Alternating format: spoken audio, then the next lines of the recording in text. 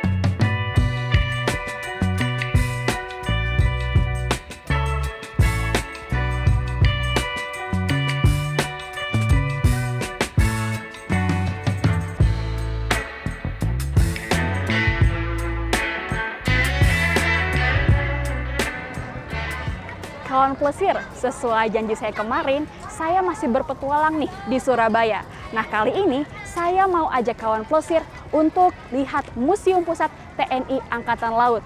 Kira-kira apa aja ya koleksi yang ada di dalam? Ikuti terus petualangan saya di Pelesiran Sains edisi Surabaya.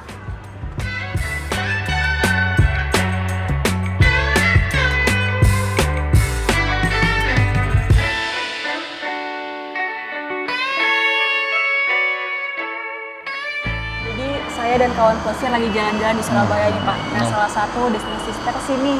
Ini museum apa sih Pak kalau boleh tahu? Terima kasih Mbak Lopi.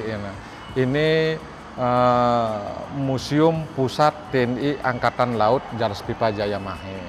Ini termasuk museum khusus ya, khusus militer. Akan tetapi museum ini sudah dibuka untuk umum, untuk masyarakat umum mulai bulan Januari tahun 2024.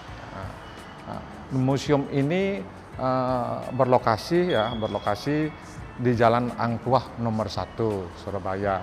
Jadi di museum ini bukan museum kuno ya, tapi museum yang dikemas dengan kekinian. Kekinian ya betul, dikemas dengan kekinian dan modern. Modern. Dan museum ini termasuk museum pintar. Betul sekali, termasuk museum pintar dengan mengadopsi aplikasi 4.0. 4.0. Betul sekali ya.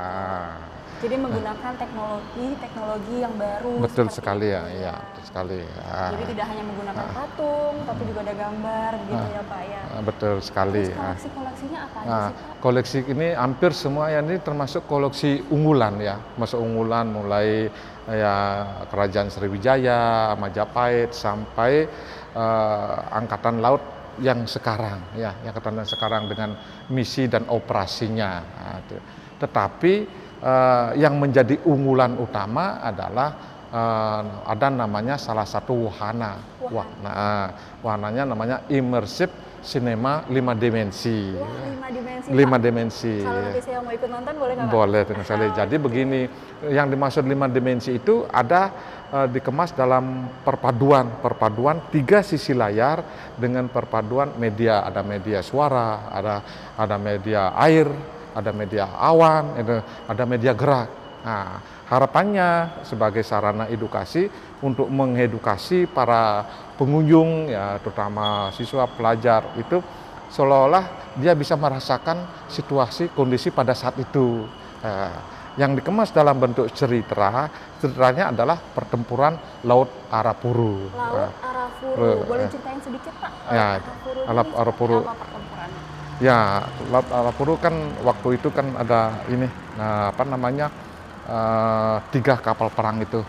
Ya, pertempuran 3 kapal perang yang diketahui dengan kapal-kapal Belanda. Nah, terjadi baku tembak di situ. Nah, itu akhirnya salah satu KRI Macan Tutul itu dengan pimpinannya Komodor Yosefo membuatkan suatu pertempuran. Gitu. Untuk mempertahankan Indonesia di laut gitu ya, Pak? Ya, ya? betul sekali, ya. Luar biasa. Ya. Boleh, Pak, nanti saya ikut nonton imersifnya? Boleh dengan santai kita 5D gitu ya, ya, ya, Pak? boleh. Oke, Pak. Ya. Kita langsung aja ya, Pak, ya? Oke. Oke, sekarang kita sudah ada di mana nih, Pak? Nah, sekarang Mbak Lopi, kita sekarang ada posisi ada di ruangan immersive cinema 5 dimensi. Di wahana immersive 5 dimensi. Nah, disinilah nanti kita akan menyaksikan bagaimana serunya pertempuran Laut Arafuru. Nah, nanti kita bergerak ya, Pak, seolah-olah nanti bagaimana situasi pertempuran yang terjadi pada saat itu. Jadi kita benar-benar merasakan betul, pada saat itu ya, Pak, betul, ya? kita akan merasakan. Kita langsung nonton aja kali ya, Pak, ya? Udah penasaran nih, Pak, saya dan kawan Plesir. 15 Januari 1962, laut ini menjadi saksi kisah perjuangan para prajurit TNI Angkatan Laut. Kala itu, RI Macan Tutul dijemput langsung oleh tembakan-tembakan dari 2 kapal rusak. Konferensi digelar. Belanda Kita seolah-olah berada di tengah laut. Iya, betul. Mereka malah semakin memperkuat kekuatan militernya di Irian Barat. Iya. Indonesia menyatakan sikap. Ada. Ini seolah-olah ada flash, lampu flash tadi kita di skenario ya. Flash. Biar kapalnya itu terdeteksi, baru ditembak. RI Macan Tutul pun akhirnya meledak dan tenggelam. Komodor Yosudarso gugur dan berkawan samudera di dasar Laut Arafuru sebagai kusuma bangsa.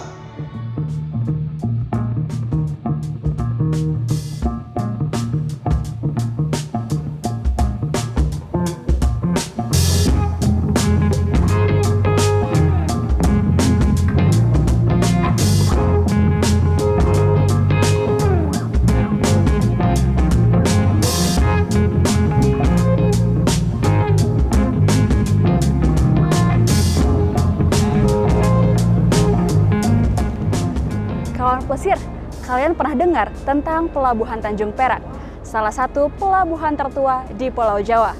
Nah, kawan Plesir, yuk siapkan dirimu untuk ikut berpetualang ke zaman dahulu lewat tayangan berikut ini.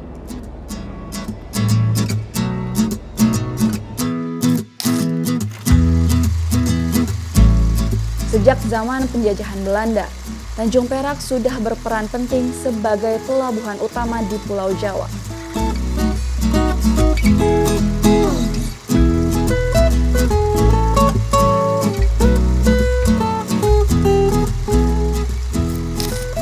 Pelabuhan ini dibangun pada tahun 1837 dan menjadi pintu gerbang perdagangan laut Hindia Belanda.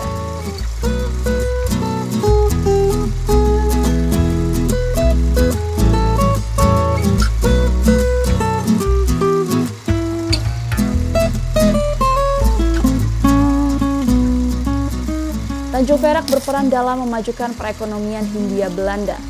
Pelabuhan ini mendatangkan berbagai barang impor seperti mesin-mesin industri, kapal, dan barang konsumsi.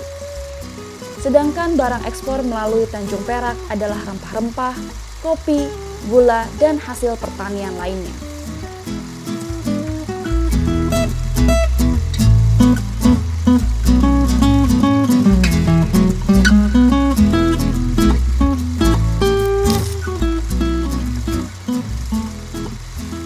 Tanjung Perak menjadi pusat perdagangan laut di Hindia Belanda karena letaknya yang strategis di jalur pelayaran dunia.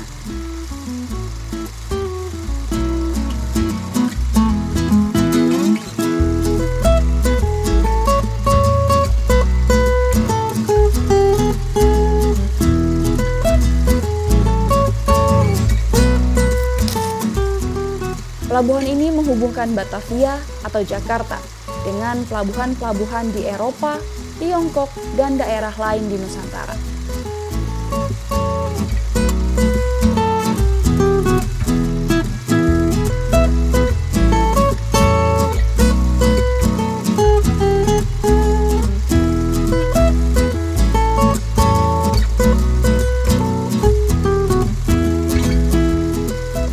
Di era 1970-an, pemerintah melanjutkan pengembangan dengan membangun terminal peti kemas.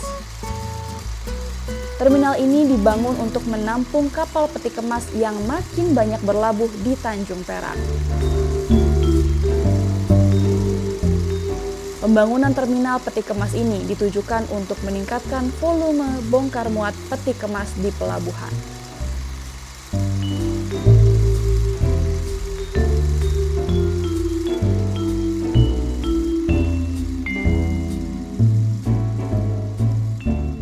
Pada tahun 1980-an, pemerintah kembali melakukan pengembangan dengan membangun dermaga khusus untuk kapal penumpang. Dermaga ini dibangun agar kapal-kapal penumpang dapat berlabuh dan bongkar muat penumpang dengan lebih efisien. Selain itu, pemerintah juga membangun fasilitas seperti ruang tunggu penumpang, rest area, dan tempat parkir kendaraan.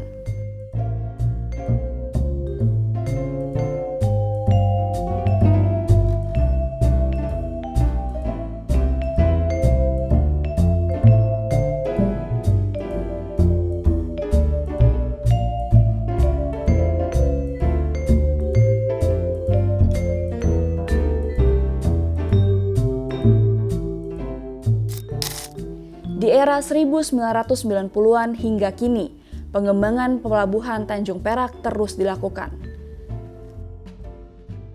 Pemerintah membangun terminal khusus untuk kapal kontainer, kapal curah cair, kapal curah kering, dan kapal ro-ro.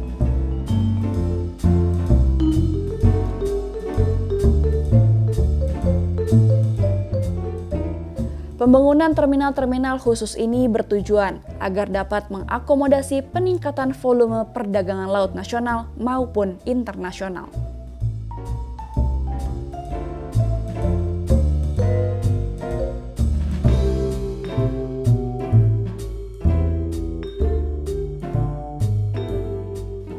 Saat ini, Tanjung Perak Port telah berkembang menjadi pelabuhan terbesar di Jawa. Pelabuhan ini dilengkapi dengan fasilitas modern seperti container yard, gudang, dan peralatan bongkar muat berteknologi tinggi. Dengan sejarah panjangnya, Tanjung Perak Port patut disebut sebagai saksi bisu perkembangan perekonomian Indonesia.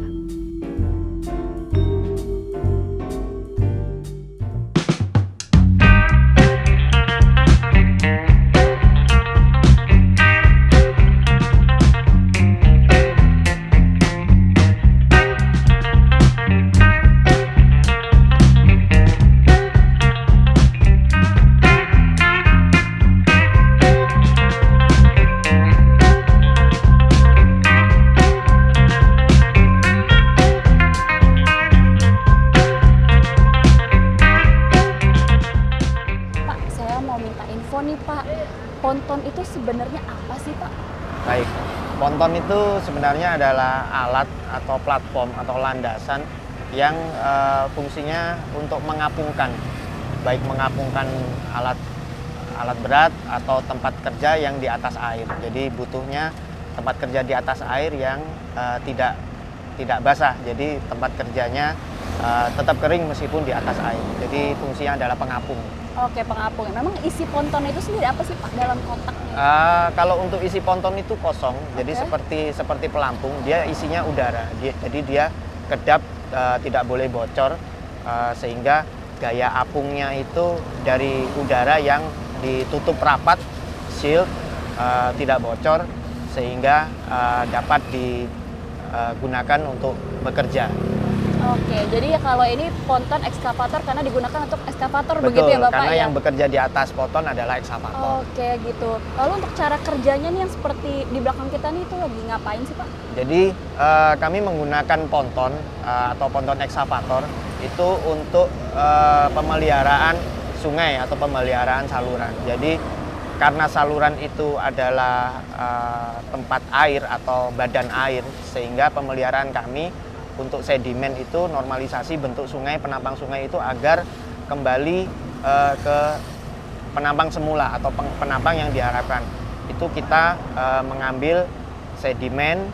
Nah, untuk mengambilnya kita menggunakan ekskavator. Karena jangkauan ekskavator itu dari sisi darat itu tidak menjangkau, maka kita perlu ekskavator itu untuk bekerja di atas sungai. Maka kita butuhkan atau kita pakai alat yang namanya ponton. Jadi di atasnya ada ekskavator yang bekerja.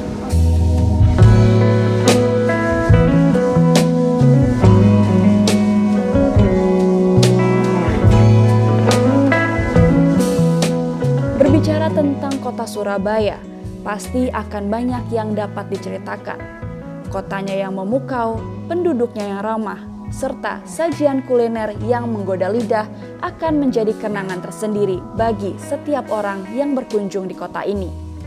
Demikian akhir perjalanan pelesiran sains saya di kota Surabaya. Semoga pelesiran kita kali ini dapat menambah wawasan baru bagi kawan pelesir. Sampai jumpa pada episode pelesiran sains berikutnya, dan tetaplah mengeksplorasi keajaiban ilmu pengetahuan.